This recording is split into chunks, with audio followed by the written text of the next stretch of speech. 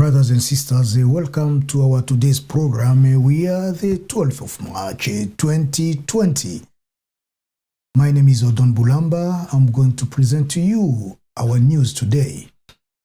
Therefore, we say thank you very much and we greet you from any part of the world, wherever you are. Today we are going just to talk about the news without doing comment.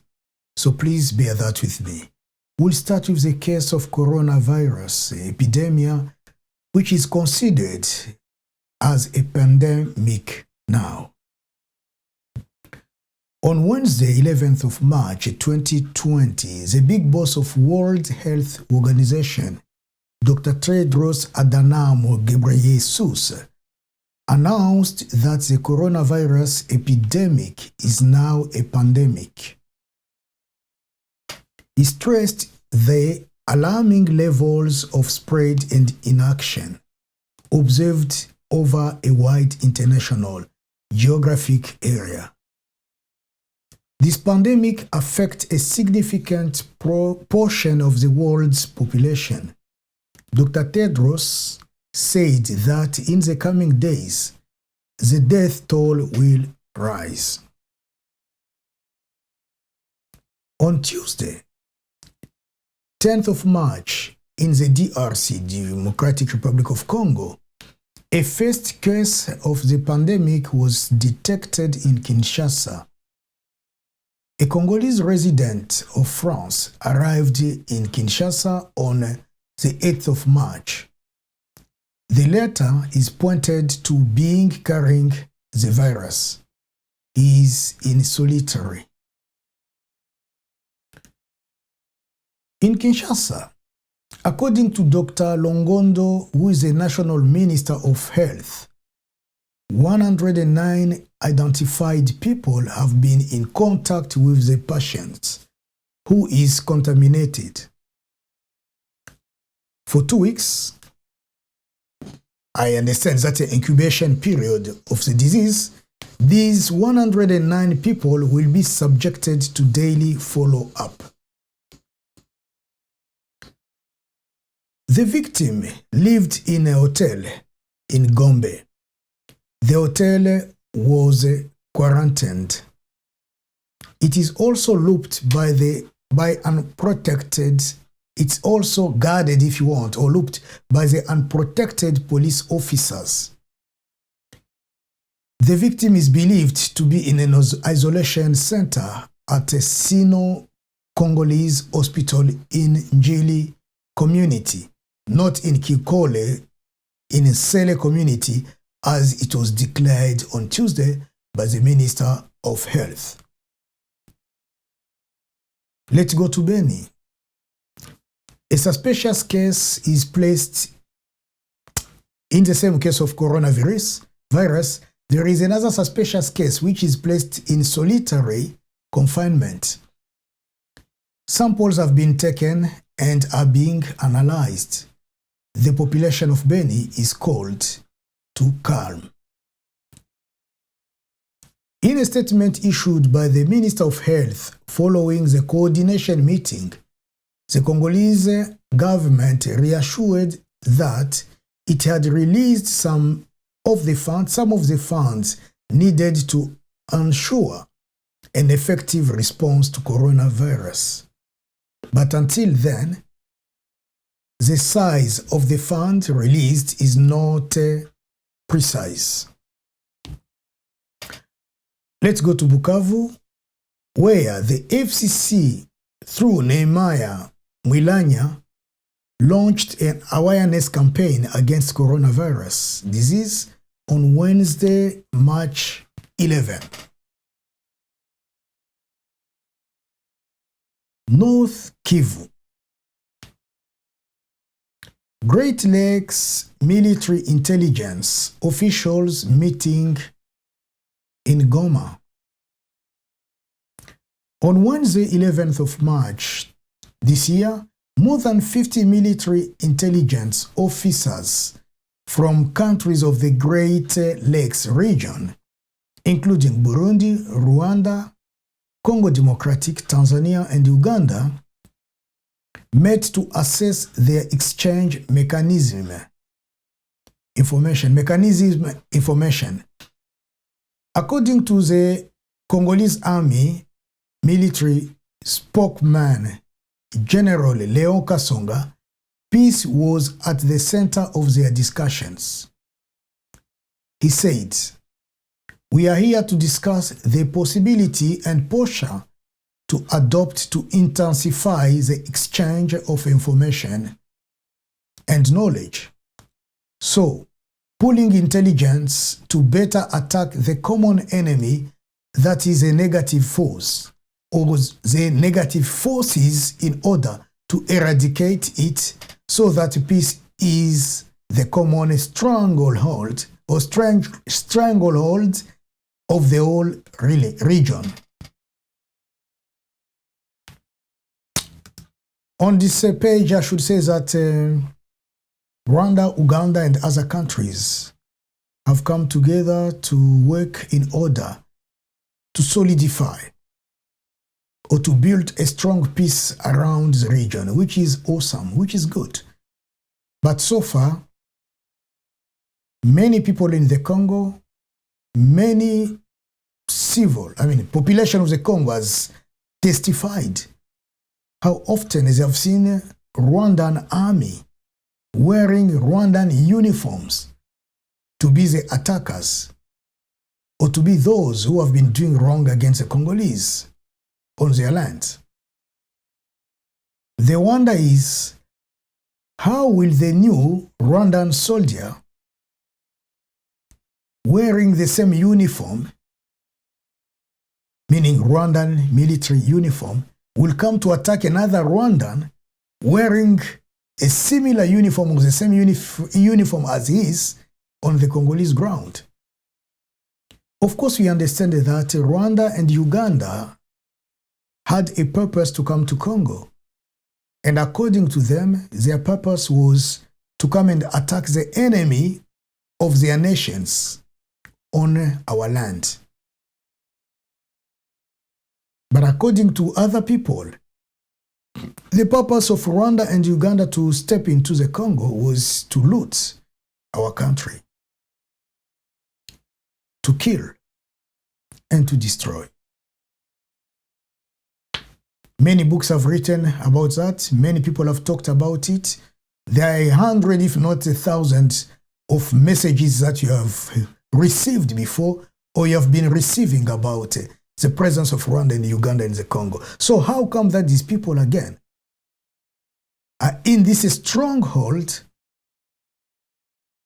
to come together to bring peace in the region? Only God knows.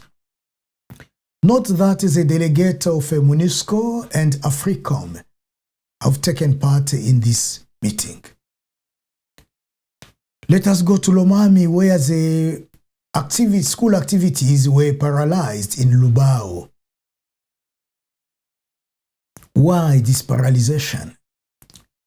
School activities were paralyzed on Wednesday, 11th of March, in the city of Lubao, following the peaceful march planned by Teachers Union Committee to demand payment of 2 months' salary.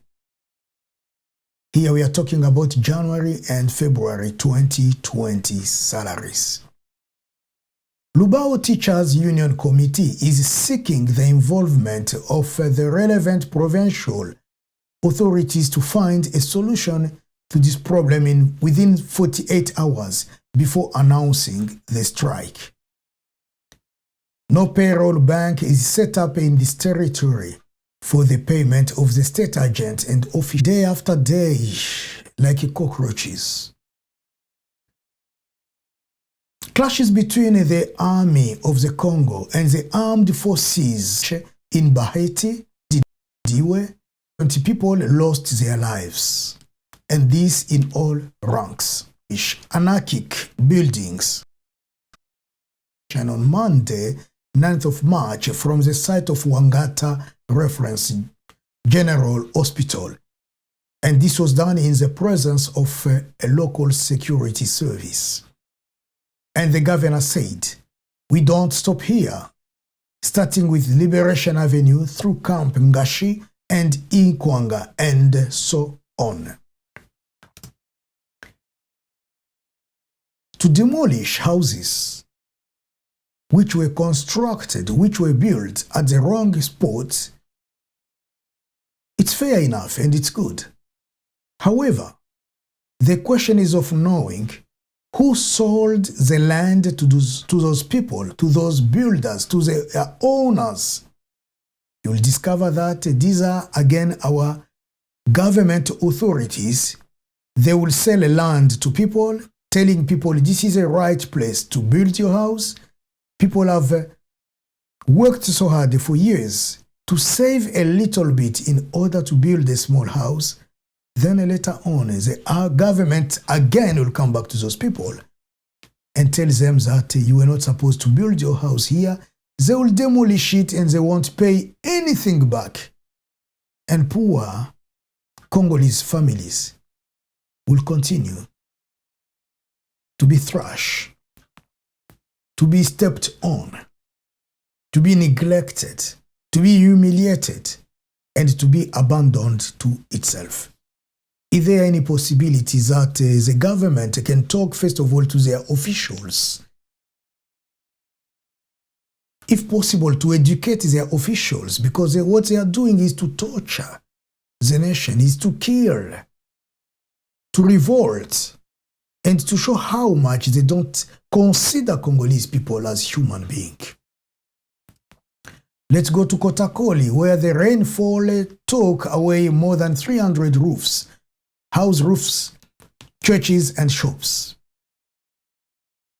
Kotakoli is located at 90 kilometers from the city of Gbadolite.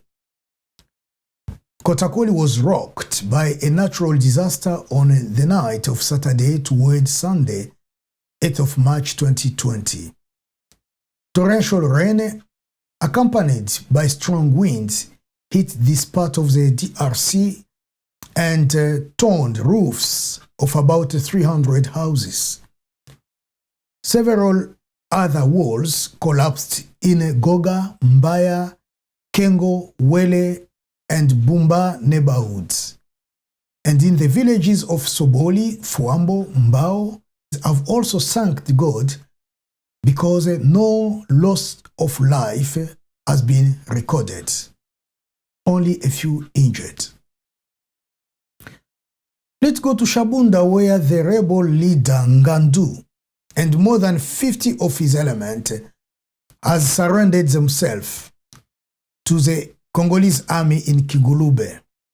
This rebel leader of Raia Mutomboki Ngandu, who has been active in the south of Bamugumba grouping, surrendered himself to the FRDC in Kigulube with at least 57 people of his and 13 weapons. He surrendered himself to the Congolese armed group, as you said. Congolese forces, military group. And this have brought peace to many people of Shabunda, but the question is of knowing. A good number of people have surrendered themselves to the Congolese army, but the Congolese army did not take care of them. They have abandoned them somewhere for a good number of days, to the point that those rebels decided again to go back in the bush. We hope that this time they will take care of these people so that they can integrate them into the society or within the army or into the army. Let's go to Okatanga, where ethnic tensions have been seen there, and the governor has banned marching until further notice. Faced with the messages of tribal hatred spread on social media in Lubumbashi, the governor of Okatanga, Jacques Kiabula, banned the organization of demonstrations or marches in the province until further notice. He made this clear in a message to the public on Monday, 9th of March. He said, no march of any form is allowed tomorrow and even the days to come until further notice. I urge you, as the father of the province of Okatanga, beyond the political and ethnic divisions, to live in peace, to work in serenity, to practice everyone in the tranquility of his activities. And as I've said, this is all that I have to share with you today, by telling you that if you want to know more about some of the items I've said here, videos have been posted on our YouTube channel, Njo Leo. If you like our YouTube channel, don't forget to click on like. Spread our YouTube videos, share them with friends, share them with colleagues, share them with people who surround you, and also invite them from time to come and join us. Once again, our Congo will remain one country, undivided, with our little contributions. And if we love each other sincerely, we will win the battle. May God bless you, and hope to talk to you again in coming hours. I wish you a good morning, very good afternoon, or very good evening, depending with where you are, and hope to see you again soon. Thank you very much. That was a voice of Odon Bulamba. Goodbye for now, and see you later. Thank you.